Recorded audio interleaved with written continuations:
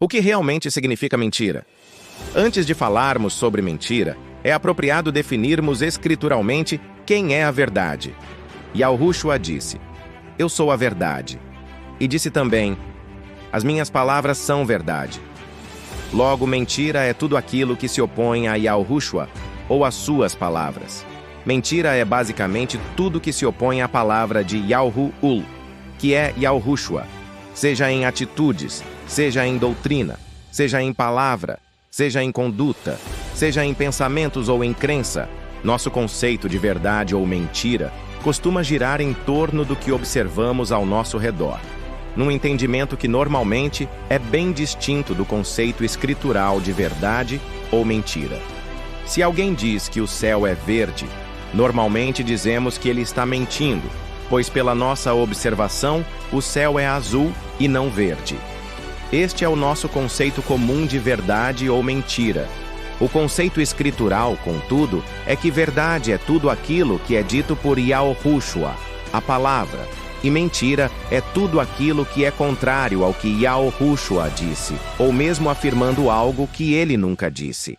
O conceito escritural de verdade e mentira está muito ligado ao conceito de realidade e ficção.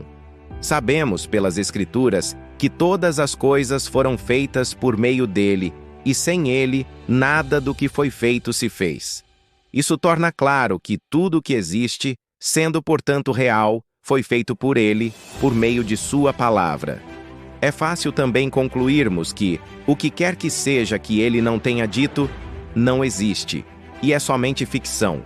Assim, quem crê nas suas palavras, crê na verdade, e quem não crê nas suas palavras, resiste à verdade e vive na mentira.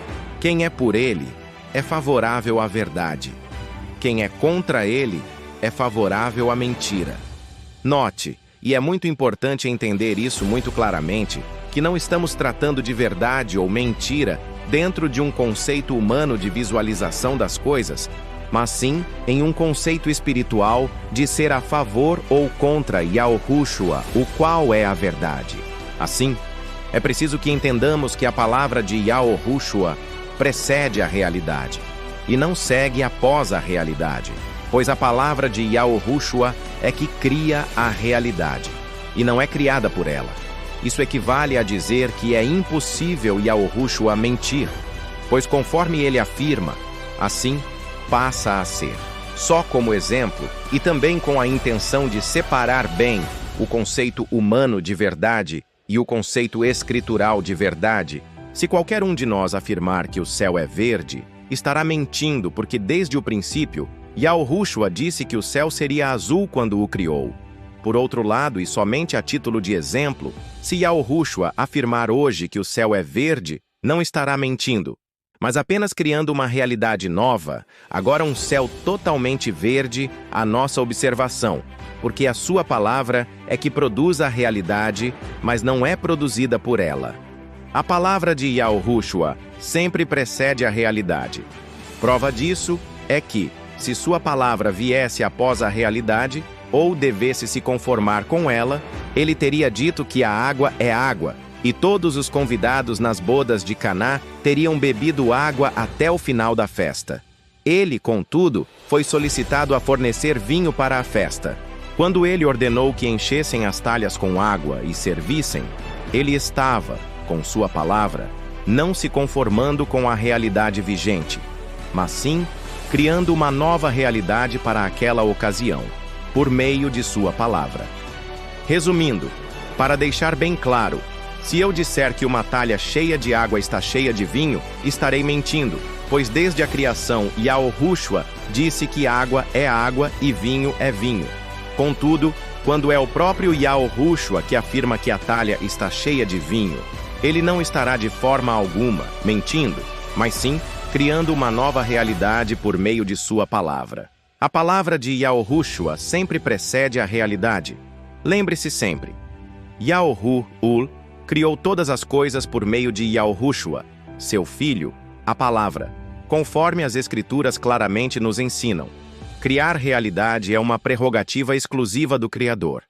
Yahuul, por meio de sua palavra. Yahushua, seu Filho unigênito. Ninguém mais, no céu, na terra ou debaixo da terra, possui tal prerrogativa. Assim, a nós não é dado criar realidades de acordo com nossa vontade ou com nossas palavras, a menos que nossas palavras sejam resultado de ordens bem claras do Criador e em conformidade com sua vontade expressa. Quando afirmamos algo que Yahu-Ul não afirmou, ou ordenamos coisas que Yahu-Ul não ordenou, estamos nos opondo a Yahu-Ul, em rebeldia, e estamos assim vivendo na mentira, pois tudo que se opõe a Yahushua é mentira. Mas como surgiu a mentira? É fácil entendermos que a verdade é Yahushua, e a mentira é uma oposição a Yahushua. Logo, é fácil localizarmos o momento no tempo em que a mentira surgiu. Foi no exato momento em que surgiu a resistência a Yahushua. O querube caído, Ha-Satan, é chamado de o pai da mentira, pelo fato de que ele foi quem se rebelou contra o Criador, tornando-se opositor a Yahushua e, consequentemente, pai da mentira. Ele é pai da mentira, não só por se opor a Yahushua, como também por produzir filhos, ou seja, outros que também se oponham a Yahushua. Qual a diferença entre mentira e engano? Digamos que você saiba que alguém só fala mentira em tudo que diz. Todas as suas afirmativas são 100% mentira. É simplesmente impossível esta pessoa nos enganar, porque nós já saberemos que suas afirmativas são todas falsas. Se esta pessoa nos disser que podemos beber o que está num copo que não nos fará mal, nós jamais beberemos deste copo, pois sabemos que 100% do que ela diz é mentira. Do mesmo modo, se eu só lhe disser a verdade o tempo todo, também será impossível enganá-lo, pois você saberá que o que está no copo pode ser bebido, se assim eu lhe afirmar. O engano nada mais é do que a maligna mistura de verdade com mentira. O engano se constitui em lançar algumas verdades como arma de credibilidade, para em seguida lançar mentira, propiciando que a mentira seja tomada como verdade, simplesmente porque veio junto a algumas verdades. Esta técnica de misturar a verdade com mentiras é a mais antiga de todas, mas parece bem eficaz, porque vem enganando a humanidade desde o primeiro homem até os dias de hoje.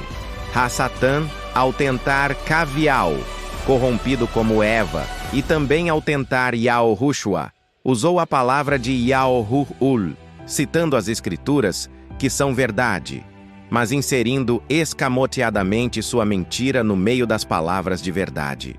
A mentira que ele introduziu foi o seu iníquo propósito de se opor a Yahushua, usando até mesmo as próprias Escrituras para tal propósito.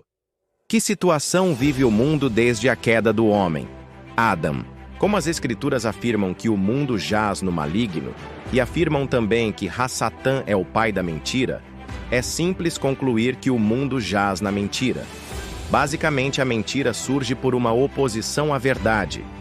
Yahushua é a verdade, e é claro, qualquer oposição a ele se constitui em oposição à verdade, logo, dando origem a uma mentira. A oposição à verdade é causada simplesmente por princípios de trevas, os mesmos princípios que propiciaram a queda de Ha-Satan, o querube caído. Quando as pessoas permitem que tais princípios se alojem em seus corações, fica criada uma separação entre elas e a verdade, criando o terreno fértil para a multiplicação de ervas daninhas de engano e mentiras. Temos até aqui, em nosso humilde trabalho de divulgação da verdade, procurado dar acesso a todos para que conheçam a verdade e possam crer nela. Contudo, torna-se necessário também lançar luz sobre muitas crenças e práticas enganosas e mentirosas que assolam as pessoas em sua boa-fé, de modo a retirar conceitos errados e mentiras que se alojaram por muitos anos nas mentes e corações das pessoas, pois uma obra de restauração não consiste somente em colocar o que é de boa qualidade, mas também em retirar o que não presta, lançando fora. Vinho novo se põe em odres novos. Nosso trabalho não é contra homens ou contra instituições, mas sim contra as mentiras que tais homens ou instituições possam ensinar ou disseminar.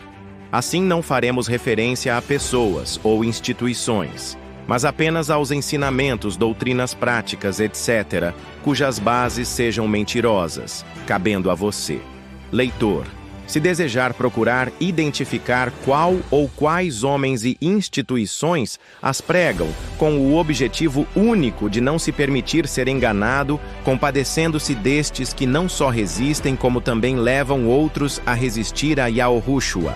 Segue adiante uma lista das mentiras mais comuns no dia a dia deste presente século, de modo que você possa verificar se está enganado por uma ou mais delas, e livrar-se deste engano para sua vida com abundância e salvação eterna em paz. Alguma destas mentiras está enganando você atualmente? Antes de prosseguir, lembre-se, o mundo jaz no maligno. Ha-Satã é o pai da mentira. Conclusão óbvia, o mundo jaz na mentira.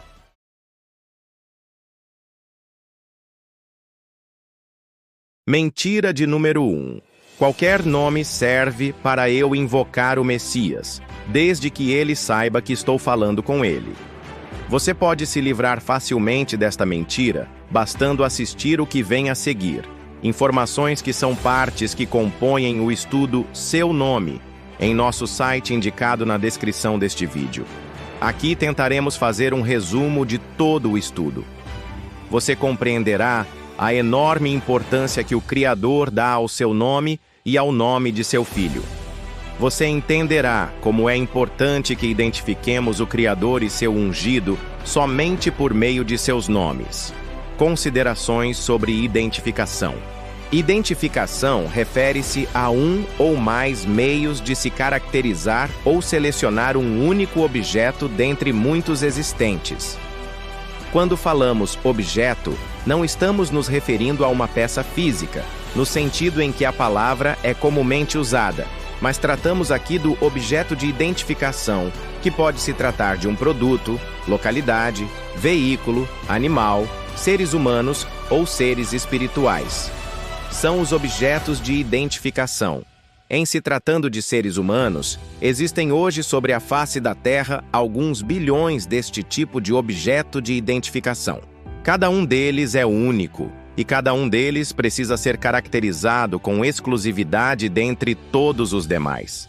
Esta caracterização de um único ser humano que o seleciona dentre todos os demais é um processo de identificação. O processo de identificação humana vem sofrendo progressos consideráveis ao longo dos tempos, com o avanço da ciência e de processos de caracterização exclusiva. É realmente curioso pensarmos que há bem pouco tempo atrás, pouco mais de um século, nada se conhecia sobre as características exclusivas das impressões digitais como processo de identificação.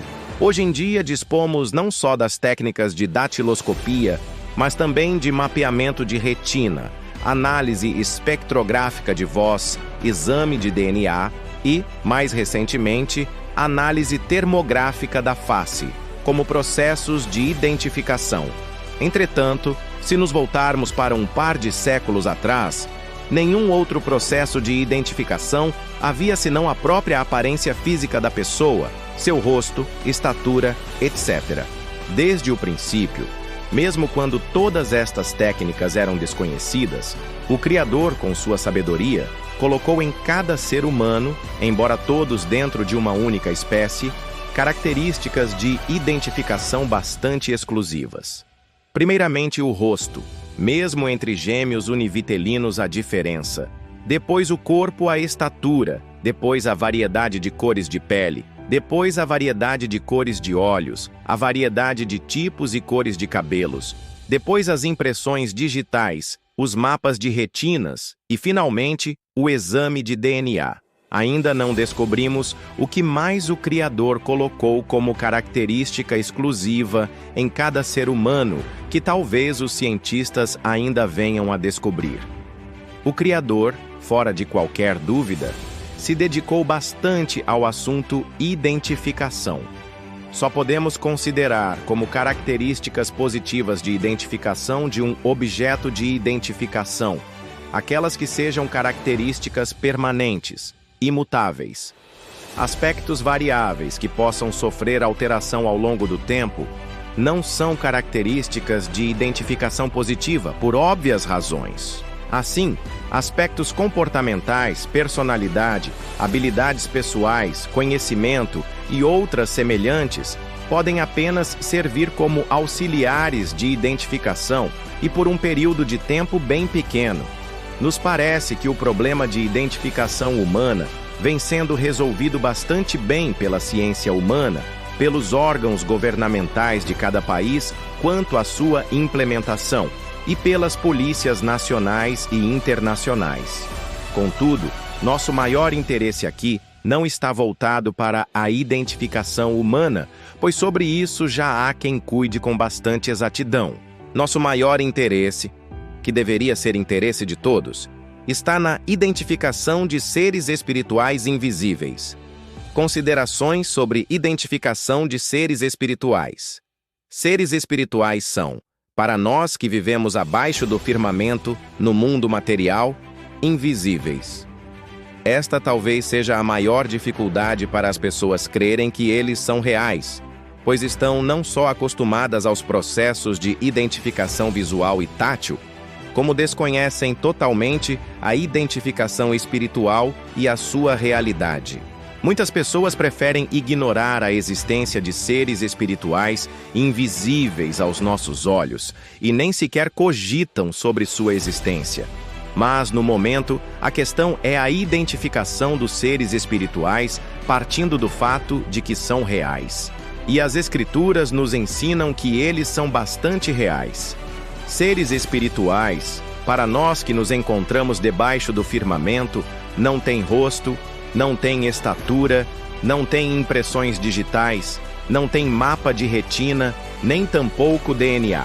Teria o Criador deixado os seres espirituais fora de possibilidade de identificação, tendo ele se ocupado diligentemente em identificar cada ser humano?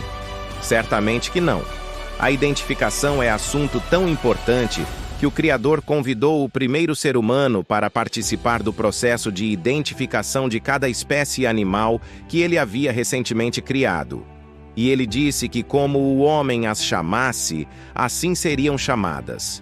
As Sagradas Escrituras nos mostram que o Criador chama cada corpo celeste pelo próprio nome, obviamente porque os identifica. As Sagradas Escrituras nos mostram com grande clareza que no reino espiritual, acima do firmamento, invisível aos nossos olhos, contudo real na sua totalidade, a forma de identificação exclusiva é o nome de cada ser espiritual.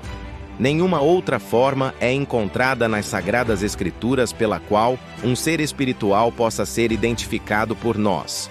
Não nos cabe conjecturar agora se os seres espirituais possuem qualquer outra forma de identificação entre eles, acima do firmamento, como aparência, cor, tamanho, brilho ou qualquer outra coisa que nem consigamos imaginar.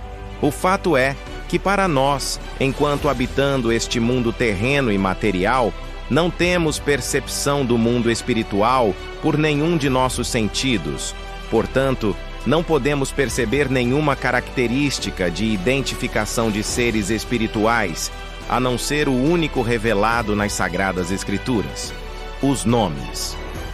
O Criador convidou o primeiro homem a dar nomes aos animais que ele havia criado.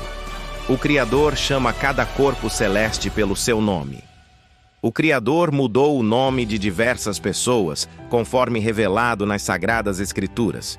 O Messias mudou o nome de um de seus discípulos. O nome do precursor do Messias não foi escolhido por seus pais, mas por instrução do ser espiritual Gaborul, corrompido como Gabriel, o qual foi enviado ao seu pai, que na época era o sumo sacerdote. O nome do Messias também não foi escolhido por homem nem mulher. Foi informado diretamente por um ser espiritual à sua mãe e ao marido de sua mãe.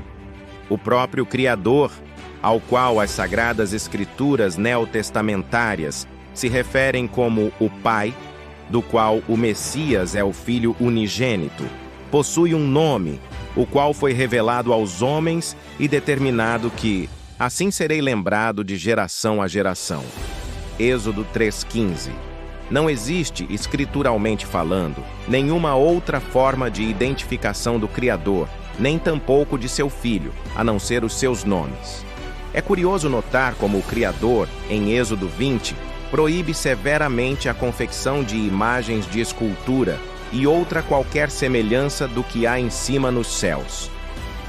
A confecção de imagens ou esculturas é uma tentativa idolátrica do ser humano de identificar um ser invisível, de forma visível, contrariando as revelações escriturais de identificação exclusiva pelo nome.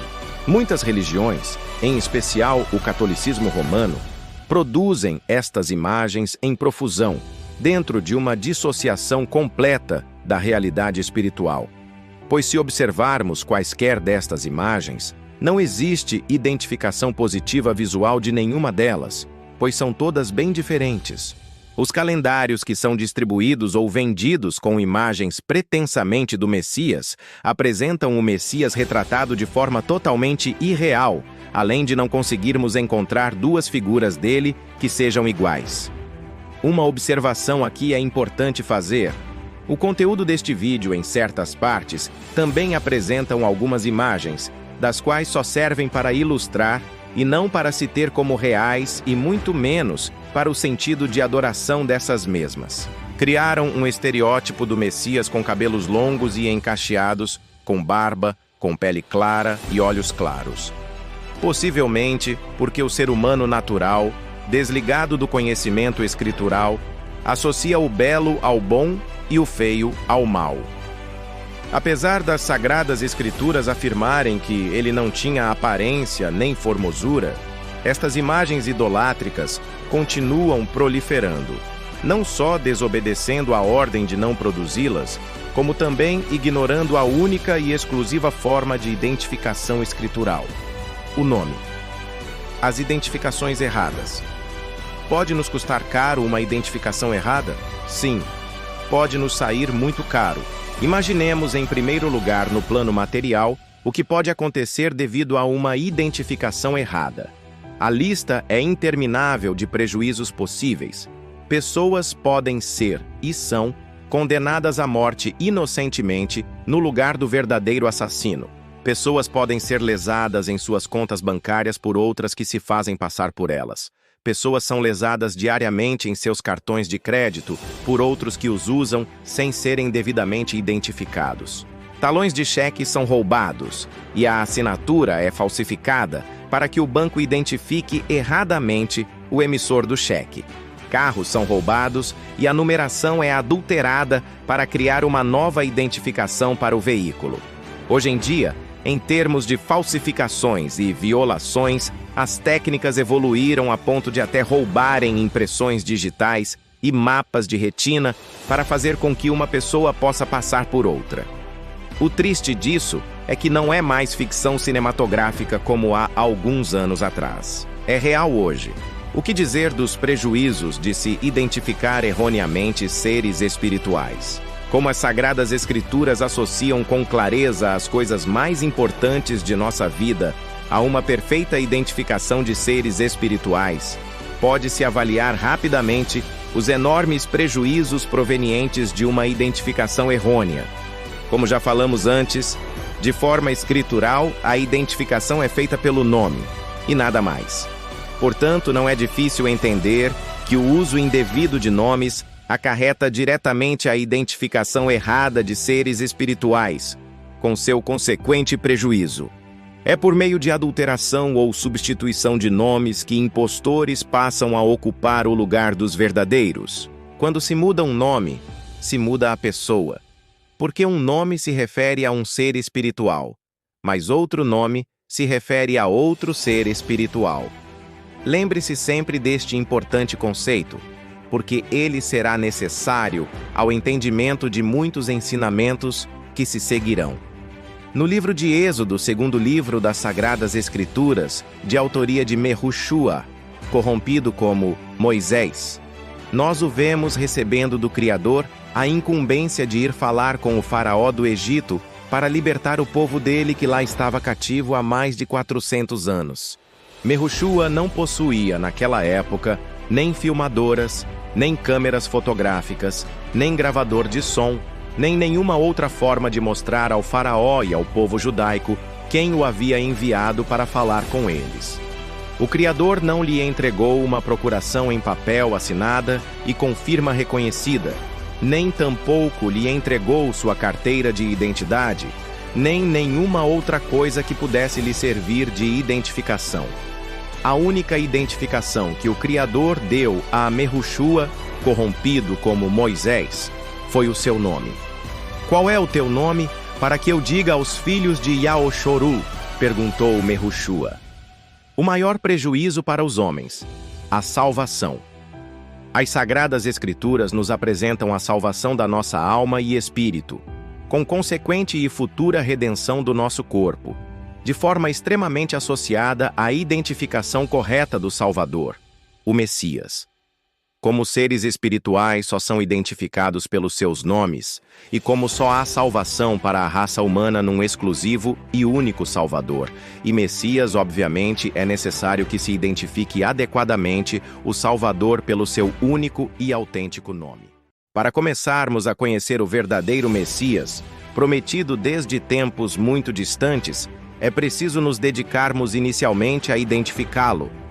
Como não é qualquer pessoa que pode ser o Messias, e muito menos impostores que desejem usurpar o seu lugar, é da máxima importância que identifiquemos o verdadeiro Messias com exatidão, senão certamente estaremos nos voltando para uma pessoa errada que não é o verdadeiro Messias, ou que apenas deseja se fazer passar por ele. Todas as Escrituras, como veremos em um estudo posterior, anunciam um único Messias, o qual é o Salvador de todos os que creem. O Messias é único e insubstituível, e como tal, temos necessidade de identificá-lo com muita exatidão. Como, porém, podemos identificá-lo? Não possuímos fotografias do Messias. Mesmo que as possuíssemos, de nada nos serviriam como identificação, porque hoje, escrituralmente, o Messias não possui o mesmo semblante de quando esteve neste mundo. Como poderíamos identificar visualmente alguém que não está fisicamente presente? Não possuímos suas impressões digitais. Não possuímos seu DNA. Não possuímos sua imagem de retina, nem sua estatura, nem seu peso, e até alguns traços característicos como pés e mãos traspassadas não nos serviriam de correta identificação, uma vez que muitas pessoas foram executadas desta forma pelos romanos, e não somente o Messias. Como vemos, não serão aspectos materiais visíveis que nos ajudarão a identificar o verdadeiro Messias. Além disso, as feridas serviram para identificar o Messias para um incrédulo Tomé que precisava ver com os próprios olhos antes de crer ou até chegar ao ponto de tocá-lo com as mãos, mas não seria esta a forma da fé identificar o verdadeiro Messias. Embora esteja conosco todo o tempo, não é de forma visível sua presença, mas de forma invisível, espiritual. A única e verdadeira identificação escritural do verdadeiro Messias é o seu nome. O que é um nome? Um nome é um conjunto de sons, ou fonemas, os quais pronunciamos. Estes sons, ou fonemas, podem ser representados graficamente por diferentes caracteres, dependendo do idioma em que os representemos, desde que tais sons ou fonemas não sofram alteração de um idioma para outro. O processo de transpor som a som de um idioma para outro chama-se transliteração. Como nomes próprios não possuem tradução, o correto a se fazer é transliterá-los e não traduzi-los. Os dicionários procuram sempre apresentar o máximo de palavras que existam em um determinado idioma, e muitos dicionários apresentam as traduções dessas palavras para outro idioma. Contudo, nenhum dicionário apresenta nomes próprios, e muito menos traduções de nomes próprios, simplesmente pelo fato de que nomes próprios não são traduzíveis, mas apenas transliteráveis. A escrita é somente uma representação gráfica de sons, de modo que palavras, possam ser representadas para serem registradas e lidas. Se tomarmos duas palavras, uma em português e outra em inglês, como exemplo, veremos que em inglês a palavra house significa, em português, casa. Assim, a palavra casa em português é a tradução da palavra house em inglês. Se uma pessoa não conhecer o idioma inglês, com esta informação, ela saberá apenas como se escreve a palavra house, mas não saberá como tal palavra deve ser pronunciada. Agora, representemos os sons da palavra house com escrita da língua portuguesa, assim, house. Assim, a escrita house é a transliteração da palavra, e não sua tradução. Nomes próprios não possuem tradução como as demais palavras, e nem constam dos dicionários. Eles podem apenas ser transliterados, de modo a que saibamos como é sua pronúncia original. Assim, jamais devemos buscar uma tradução para o nome do Messias, e nem mesmo supostos nomes correspondentes em outros idiomas. A única atitude correta é transliterá-lo, de modo a que se possa saber sua pronúncia original. Transliteração literal e transliteração fonética.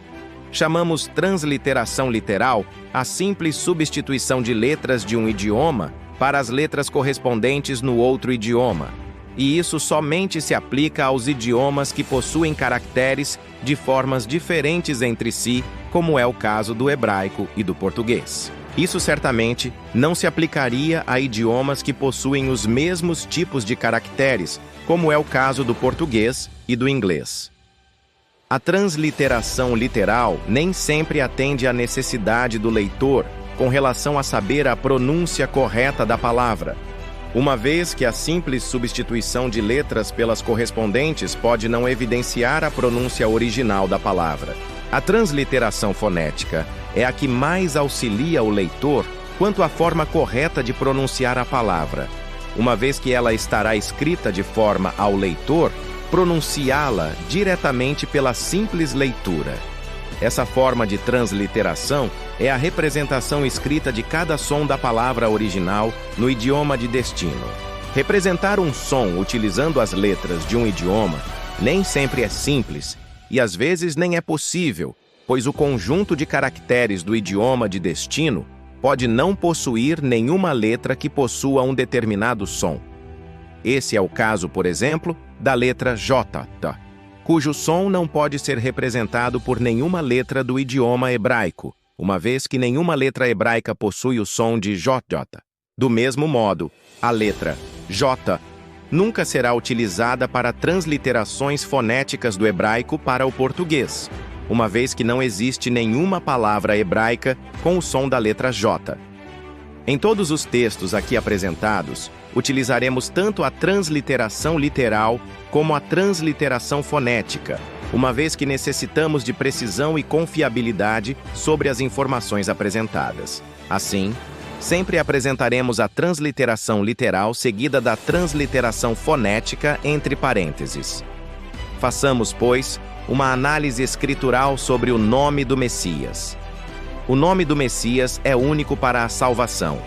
Atos 4:12 nos ensina: e não há salvação em nenhum outro, porque debaixo dos céus nenhum outro nome nos foi dado, pelo qual importa que sejamos salvos. Nenhum outro nome significa exatamente o que as palavras dizem. Nenhum outro nome. Portanto, vemos que o nome do Messias para a nossa salvação é único e de extrema relevância que o conheçamos e creiamos, porque somente neste nome há salvação. Porquanto este único nome identifica o Messias com exatidão. É muito claro que, sendo a identificação única do verdadeiro Messias, o seu nome nenhum outro nome o poderia identificar corretamente, e como não há salvação em nenhum outro, torna-se impossível a salvação de quem não o identificar corretamente pelo seu único nome. Yahuchanan 1:12 nos ensina: mas a todos quantos o receberam, deu-lhes o poder de serem feitos filhos do Altíssimo, a saber, aos que creem no seu nome. Este verso da preciosa mensagem de Yahuchanan, corrompido como João, nos ensina que aqueles que o receberam, lhes foi dado o poder de serem feitos filhos do Criador. E diz mais. O verso especifica quem são estes que são feitos filhos do Criador. São aqueles que creem no seu nome. Crer no único e verdadeiro nome do Messias é crer nele, pois o seu nome é a única e exata identificação de sua pessoa. Yahukanan 3,18 nos ensina: quem crê não é julgado, quem porém não crê já está julgado, porquanto não crê no nome do unigênito Filho do Altíssimo Criador. Aqui, do mesmo modo, vemos que não crer no único e verdadeiro nome do Messias é o mesmo que não crer nele em sua pessoa, porque o seu nome é a única forma de o identificarmos entre muitos falsos messias e impostores. Há um único Salvador da humanidade, e este único Salvador possui um nome que o identifica. Outros nomes identificam outras pessoas ou outros espíritos, mas não o verdadeiro Messias. Provérbios 34 nos faz algumas perguntas para as quais devemos ter respostas. Certamente as Escrituras não nos fariam perguntas para apenas deixarmos de lado e não nos tornássemos aptos a respondê-las. As perguntas feitas neste verso são extremamente importantes para a questão que estamos tratando e demonstram com clareza a importância e prioridade que o assunto possui. Vejamos. Provérbios 34. Quem subiu aos céus e desceu? Quem encerrou os ventos nos seus punhos? Quem amarrou as águas na sua roupa? Quem estabeleceu todas as extremidades da terra? Qual é o seu nome e qual é o nome de seu filho, se é que o sabes? Este verso escritural é talvez o maior desafio a que identifiquemos, não somente o Messias por seu nome, mas também ao Criador Pai, igualmente por seu nome. Bem, agora são dois nomes que precisamos conhecer. Existe uma íntima relação, como não poderia deixar de ser, entre o nome do Criador Pai e o nome do seu Filho, o Messias. O nome do Criador Pai faz parte do nome do Filho, o Messias. Assim, é melhor começarmos pelo nome do Criador, para em seguida chegarmos ao nome do Filho, o Messias. Se não, vejamos. Yahukanan 17:11 nos ensina: Pai Santo, guarda-os em teu nome que me deste. O nome do Criador foi dado ao Messias como parte integrante do nome do Messias. Este é um sinal de filiação e de vínculo familiar. O Filho recebe em seu nome o próprio nome do Criador Pai.